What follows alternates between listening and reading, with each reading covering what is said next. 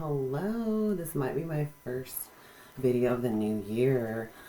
Sorry, I've been procrastinating and things get in the way, but I'll get to your birth chart free roasting reviews, okay?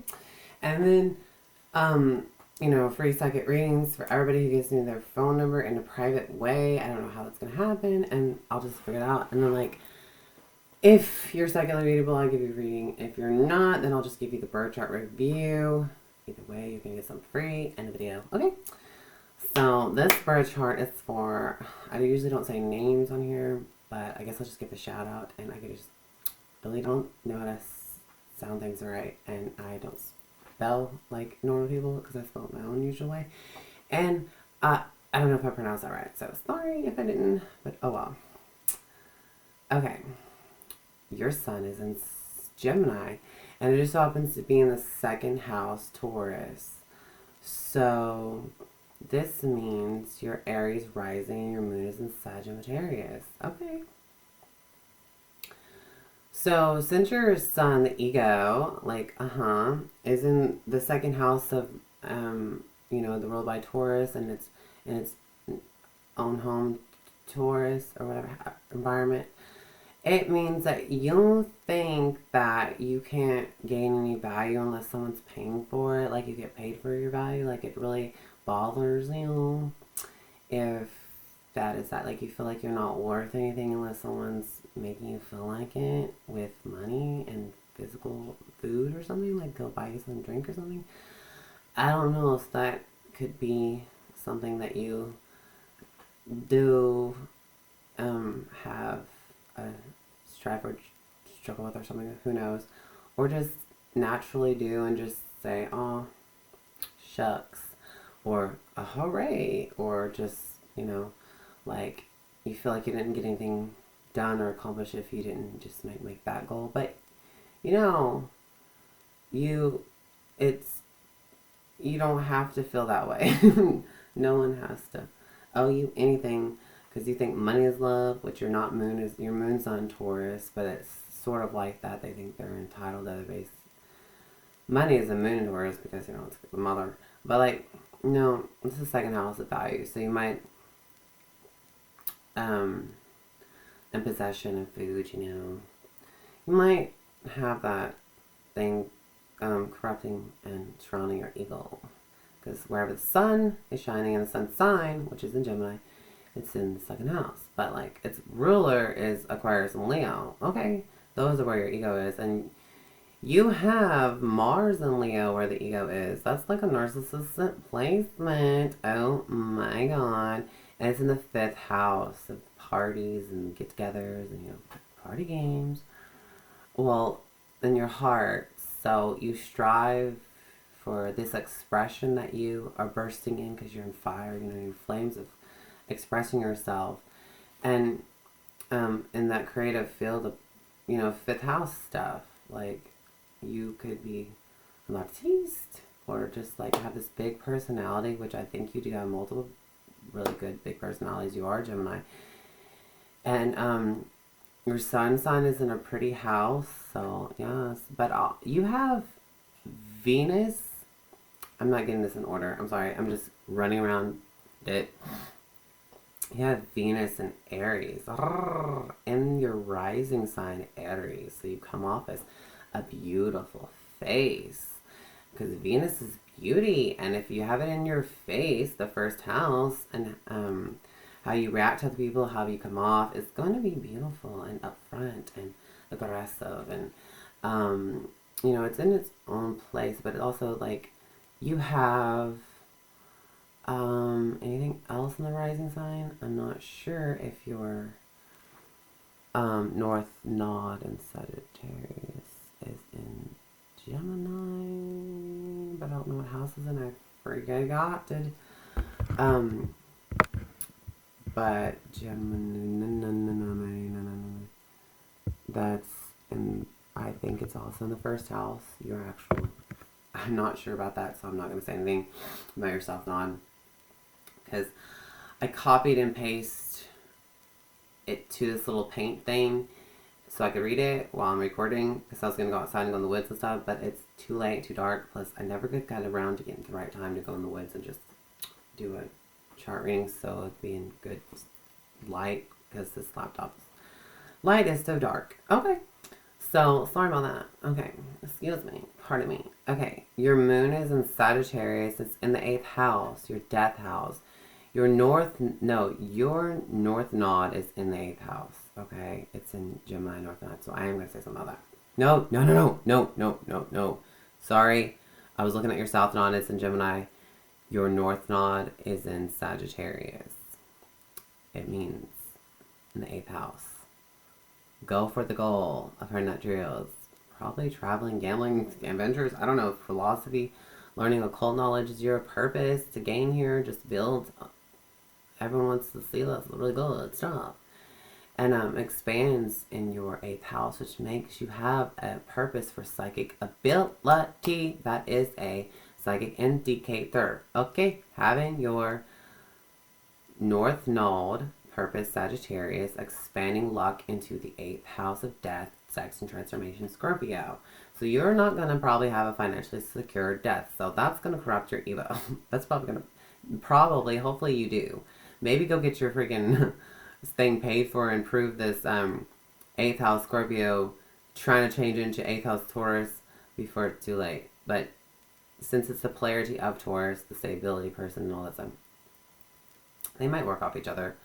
But, your 8th house is in Scorpio, so it will be like fighting until the death, and no one's gonna, it's chaotic death, and you could be murdered, and it could be your purpose to get murdered, die. No, it's your purpose to, there's purpose in it or something. You'll have purpose instead of you dying in vain.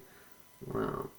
And you're a psychic medium if you put effort into it towards your purpose, where you get what you need to learn how to gain, which you have already in you to do in these experiences of darkness and despair, which is the 8th house. Like when you're in traveling, you'll have some kind of transformational purpose that's for you, and you might learn psychic ability by preaching, philosophizing, and just doing these things in that environment. Go to funerals and see if you, I don't know, just, put effort into reading people like you do, yes. And it's part of your purpose, apparently, in this cult knowledge thing. Hello, yes. So I'm rambling. Okay, your Jupiter is in Libra. You're already lucky with being balanced and beautiful. And relational, how do you relate to people is your 7th house. Your 7th house is in Libra. It is the polarity. You're getting lucky with this. You're attracting people who are Libra that might be seen as different from you, and you might not like them. Ew, they're fake hypocrites, and oh my god. But you're going to be attracting all these Libras, energy people and stuff. And, you also have Pluto in your 7th house. Okay, you have Pluto in Scorpio, and also you're going to collect a lot of sexual, chaotic, isolated people. It's your shadow self, so it's secretly like you. You can relate to people in these sort of ways, in the occult knowledge type of stuff that you hopefully collect through your journey of this life. Okay, your moon is in the 8th house. So, it's in Sagittarius too. And also that means you might have luck with death. You might have a near-death experience, who knows, and live through it or something. Or go through all these surgeries while you're maybe even old. Who knows? Hopefully this will be an old age death. I don't know. But it also means you might die in a foreign land because in Sagittarius, And you might be dead at home, a new home, where near your mother. So, because the moon is the mom and it is the home ruler. Your 4th house is in Cancer, so you're all mothering, nourishing, cancery at home. Would see if there's any planets in there. But in the public side, you're the Saturus Capricorn, douchebag, embarrass everything. But when you're in the 4th house, you're a completely different person, a nice guy. And then in the public side, maybe, who knows, Capricorn. I'm just roasting your chart. Just saying what I see through other people's experiences. Like, I didn't know you were actually gonna act that way in public and treat me this way because I'm a complete weirdo. Everyone's gonna be mad at me. Who cares? Probably. Like, especially if you have 7 of Libra, you might be hypocritical in a way and embarrassed and bashful. And you see other people as that and you don't know that you might be like that. Just saying because we're talking about. Okay. You see everybody else with a couple and you're like, but you know what? You must be already coupled and stuff. Okay. Your 6th house is in Virgo, so you're good at your day-to-day routine stuff, and your Jupiter is there. It's not in the 7th house. Oops, you can point at anybody and be like, I want to be in a relationship with that person, and have it. You'll be like this professional relationship person, everyday routine, like, has to do with some other person or your partner, and that you'll be lucky with, and, this is why this hasn't happened yet. Okay. Your 9th house is in Sagittarius, how you go to bed. And then how you wake up is 3rd house Gemini. Wow. So you want to learn things before you go to bed. Probably like have a little nightlight reading or just reading your computer or phone while you're in bed and going to sleep. Or doing something, go on an adventure before you go to sleep. Or something. Okay, your 11th house is Aquarius. Yes. Your 12th house is in Pisces. So your 12th house is your right side of your face. It's insecurity side. It's the side you want to hide from, the emotional side. Your left side is in Taurus. Okay, so my computer. Whatever. We're gonna display. So, okay, I'm back. Welcome to my channel. Okay, so the left side of your face is the side you want to show everybody, the multiple personality Gemini, and the second Taurus, beautiful house, what a beauty. You might be showing that side when you post to your picture, like, whatever, but some people have a little opposite thing that they want to show this side more than this side, but that's usually what it is like. And then you have Jupiter and Libra in the 6th house of, like, for other people, helping other people. You don't want to work just like, I don't know. You probably would want to work for other people, like servant to other people, instead of just working for yourself, who knows, every day and whatever, with your partner, obviously. Oh my goodness. And, you have, you have Saturn. Did I say that your Mars was in Leo, the petty sign? You said it was that you could do some petty things if you get mad at somebody. But you probably don't get mad unless somebody ruins your ego. And, like, hello, you gotta watch out your switch of the face, Gemini in the 2nd Taurus house. Ego stuff, relations, too. But, whatever, who doesn't get mad at someone, like, criticizing how you do your expression of art or something? I don't know. Whatever, who knows, or whatever that fucks the ego. I don't know. Let's go forward down to, Saturn and Pisces. Your Saturn's in Pisces in the 11th house, Aquarius. So this is the authority figures and your father kind of thing. So your dad must have made you being taken care of by all different types of walks of life. He might have been prejudiced and teach you, or racist, or just restrictive on things that made you weird and outgoing, and you might have had a little challenge with that. You had to learn forgiveness through him, and he could have been just rather not take responsibility for you and do some kind of mind-altering drug or something, or drink or something, and just not take responsibility, but still show unconditional love and stuff like that. And then, or he could just end up becoming your friend, or just, he's not even a picture, so who knows. Your moon is with your mom, so she might have taken you away to travel, to learn things, and be on different schools, or whatever, intense emotions in the environment. So that's crazy. And of animals, your Jupiter is animals. They're playing tug of war. That's crazy with the lamb chop. Okay, so your third house is in Gemini. You have multiple hands. You have like 4 hands. Air hands. Air hands. You're not just an airhead, you're an air hands. So, golly, anything to do with the third house. You have Mercury in the third house already. So you could be like Mercury in Cancer. So you have this mothering and nourishing, wonderful family-like voice, and just go sing a baby a lullaby or something. But with your Lilith and Pisces, they would love that too. Because, oh yeah, you rebel against the norm. You have Lilith and Pisces, and you have to rebel to be this personality. You also have Vista and Pisces. Oh my goodness.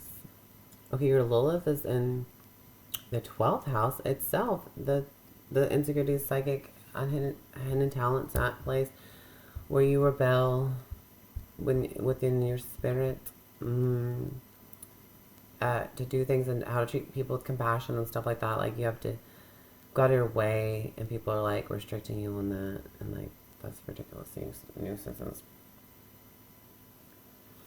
But to be psychic or anything like that too, you have to strive on it, because they'll be like, no, I don't listen to your crap, bye. And then you'll be like, but wait, there's an angel or something around you, who knows. Like, that could be a situation that you have to rebel and be like, hey, I need to be like using my Aries force and be like, listen to me, I want something to tell you something, I guess. But you'll be like, following nourishing Cancer, lovey, like emotional voice sounding creature. Like, it just sparks people's emotions when you talk. The third house, where you think before you talk, you probably wait for other people to talk instead of like ramble on like I do and say things without thinking and just like interrupt and just be a mess and be pressure speech like I am, whatever. So you probably won't be like that. It will be like correct times of when you think it's your turn to talk and stuff, and like, don't let people get in the way. Just do whatever. What I think for me. But okay, I'm just like hiding behind my voice, not talking very well right now, ever. Your Neptune is in Capricorn. It's in your midheaven. Oh my goodness. Ooh. Your Uranus is in your 10th house, so you'll make money in unusual ways, and you'll be revolutionary, futuristic, inventor of things. A person is in Capricorn. Uranus is in Capricorn. So when you're weird, it's in public, it's in an unusual way at work. So you'll have an unusual way of working. Totally. I mean, it's just the words. Okay. Your Venus is in your right sign. Yes, Manny, and stuff like that. So you go after what you want. You like tell them up front that I want you. Like, this is it. Like, this is helping me be myself, and I give myself around you. Like, it's just so wonderful that you appreciate me for being myself. Hopefully, if you're myself as an Aries or whatever. I don't know what I'm talking about. I'm just thinking about shit. your Pluto's in Scorpio. Yeah, and it's in 7th house. So you see everybody else is like, oh my god, secret one night stand people. Secretly, you might like be like that. Who knows? Isolations. You like to isolate yourself with other people. You don't want to be alone. You like hang out. You go outside on break or whatever. You be like, hey, stay with me. I just want to be by myself, kind of thing. And that type of way. And you be relational. Yes. You'll be futuristic in your public's eye. People will be like, and you'll be like, it's like the new trend, and no one gets it, and everyone's mad about it. Because they're like, oh. And, your Juno is in Leo. Wow, you just be like some actor or something, or like really creative, fun person that you'd find somebody that has that same expression with you. That's your marriage life. And your palace is a Pisces, so like you might be decorating your place all spiritual and stuff and compassionate stuff like this means. We feel sorry for people and we love them and everyone should too. Like Pisces are like your Lilith is in the Pisces 12th house, so you'll be sticking up for the weak ones. You know, you'll have that, hopefully not like drug or whatever, but thing that people are like, oh, you're doing that again, don't do that. Or mind altering stuff, whatever. Okay, your crown is a Leo, so once your ego is all perfect and your expression, you have to re-heal it. You have to heal yourself through your creative expression, creative projects. That helps heal you. You feel like so much clearer, better, and just perfect once you accomplish those things every day. And I don't know what house it's in. And your Sirius is in Aries. Everyone comes to you for this. You just being yourself, just knowing how to have this persona that you have, this personality. People are healed through that. They come to you to get that. How to like survive and be a leader. You're your leader. Your leader. You know, and just be like this hero. And like, you're such a healer through that. And just being yourself. Just like amazing. Healing properties for people. That is the self, the identity. And she's probably looking at your face like healing to people. Who knows? Whatever. And yes. So you already learned how to be in this stable environment. You learned how to be financially secure. And now it's like an opposite turn in your North Node in Sagittarius. Taking risks and being fearless with this 8th house Scorpio going on and being in the cult knowledge kind of thing. And you know, your fortune is in Libra, so you would get some money just for being beautiful and relational and just like balancing. What is it? You wanna go outside? You wanna go outside? Okay. So that's the story of, that's the glory of love. You also have this, I didn't say enough about all your houses. Besides, like, you were going to go to bed as Sagittarius. You wake up in 3rd house, Gemini. And you also have, since your sun sign is in the 3rd house, it's sort of like someone who knows how to really explain things very well. And, because, like, if you have, like, it means you're also proud of the way you communicate with, and you should be. You might even know multiple languages because of that Gemini going to the 3rd house. And you have, like, all the tensions for your siblings, whatever, who knows, whatever.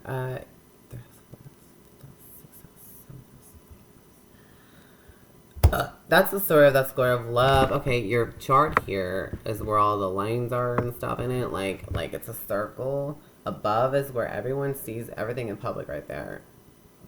So, on the left side, if you're facing this wheel, you can see that your Saturn's in Pisces. It's basically on the cusp of Aquarius, and it's in the 11th house. Okay, where is space again? So, I'm just going to new location. Okay, the thing is, your 9th house is in Sagittarius, so you might even have prophetic dreams. Like, when you dream, they're going to expand more. Okay, and like, view of God is Sagittarius, and your moon is in Sagittarius anyways. I forgot to tell you this. Like, when you talk, like, if you know, like, when people have moon in Sagittarius, they might, like, randomly say something, like, so Einstein or something, just, like, uniquely so good to know. Thank you. That was so interesting. I'm jealous because, like, you said something amazing. And plus, you have it in the 8th house of Scorpio jealousy. So it might,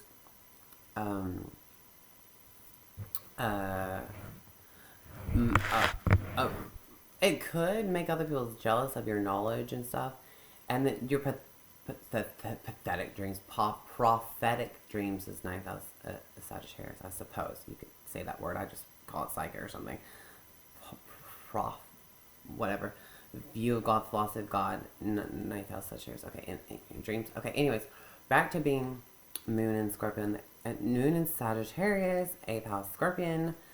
So you could be a really good researcher, a really good stalker, like whatever, you know what I'm saying? Okay. Okay. It could be arousal of a jealousy way thingy. Like you get your own church and everyone's like mad about it and stuff or something. Who knows? But like, so we're working on your financial secure death, which is not going to happen. Maybe, maybe not. We don't know, but you could have a lucky one because, like, Sagittarius luck, I don't know, but it's going to be chaotic. Sorry, I'm sorry. I don't know what they say about your death. I don't know what other people say about that, but I don't know. I should look that up. About what the moon would do.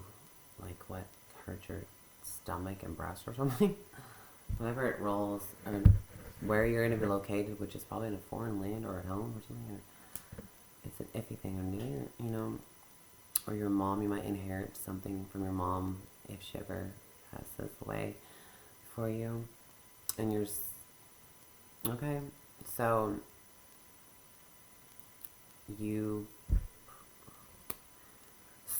your chart here, it's got lines everywhere, triangles and hexagons, rectangles, whatever they are, shapes, and it shows here that your Saturn's on the left side of how on the top, and it's how people can see it. They see your own lessons.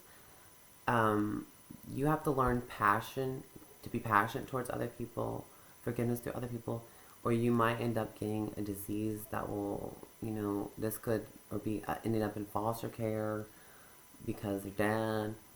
But it could make you, if you're not like this compassionate, nice, forgiving, Jesus complex retard, or whatever, it could give you so many challenges to make you so miserable to where you're like learning suicidal thoughts or bullshit, which everyone goes through. You don't need to think about that just to learn a lesson or whatever through this stupid thing that it wants you to learn. So it can bring it down to get up, and it can give you these psychic powers and this compassion for other people that, that's worth it, like, I don't know. It could hurt. It does things, and you learn things through drugs and stuff like that you shouldn't do, and blah, blah, blah, blah. I don't know, it gives you opportunities of these things, opportunities of showing compassion for other people, being nice, be an underdog, because it's in the 11th house of friendship, social media, and it could be taken away from you and given to you, like friendships and stuff, and learn lessons, all this thing that you could lack, and social media, and psychic ability, like, if you're a dick about your psychic abilities and all, like, you have opportunity to be psychic here, and if you're a dick about it, it's not good. It'll be taken away from you in a way, like, and it's the undoing as Pisces anyways, like, oh my god. Okay, back to your chart, like, fate lines. Okay, above on the chart is everyone's going to see you, that's public. The underneath chart is people don't see that about you, the personal, private things at the bottom of the chart, whatever planets are there, whatever it's pointing to, like your sun sign, your ego. No one's going to see that. You create your own as well. It's on the left side, because it's on the left side if you're facing, okay? That's what your freedom to create your own. You create your own challenges, Saturn, Pisces. You create your own. I think this could be the sign of Venus and Aries. You create your own relationships. It's in between, most kind of towards the bottom, but so people kind of don't see that, but it could be seen. It's in the middle. About relationships and stuff like that. You create your own there. You create your own financial. I think that on the bottom, and how you create your own financial security and your ego. No one sees that, and it's creative to your own. It's not fate that you're in that. And the way you get mad underneath, no one's gonna see it. And it's on the right side towards the fate, which you put all your willpower into. But it's close to that, but it's bottom. But on the right side, when you're facing, that's your fate, like your mother that's being seen, and it's on the fate side that's meant to be, experience that learning. Also, your luck is towards the bottom, but on the side of fate. Yeah. So that's groovy. And your day-to-day stuff that they might, it's kind of private, but it's in between it. It's kind of, it's on the right side. It's not complete bottom. Like your sex life, no one's going to see that. Because you're Mars, and you might not have an OnlyFans or something. But that would be funny. And groovy. But oh well, it says secrets with other people, 7th house, Pluto, things, secret relationships, secrets. That you think other people have all these secret relationships, probably do. They keep attracting people with secret sexual secrets that you end up with, that they end up with you. 7th house Libra people, you're like, so opposite from me. It's like a little yin yang thing. Okay, and that's the story of, that's the glory of love. I'm not sure if you got anything out of that. I'm not sure if I told you anything, but it's just a review. I mean, okay. But yeah, it's just little nitty things. Sorry I didn't listen to that. Bye, toodles. Peace. Good luck to you. Prosper. Thank you. I was really honored to look at your chart. Thank you very much. Okay. And that's that. Having moon Cancer still makes me think of inconsiderateness and like people who aren't very affectionate, but their like philosophy of things like just randomly will say something so incredible. I'd be like jaw dropping. That was so cool. How can you be so clowny and weird and then all of a sudden come up with something that, wow, interesting, decent? Like, when do you have the time to study things like that? Is kind of how a moon Sagittarius kind of surprised me with their words randomly, which is really funny. I mean, it's just something about, like, I wish I could remember some examples of a few words that I've heard moon Sagittarius just randomly say, like, whatever. So it also means your mom might not be very affectionate or something. I don't know. Because, I don't know, it's a fire sign. And it's moon Sagittarius, the inner being. And moon Sagittarius, I don't even know if I mentioned, like, probably would have to go to different schools or travel by your mom to, I don't know, to do stuff.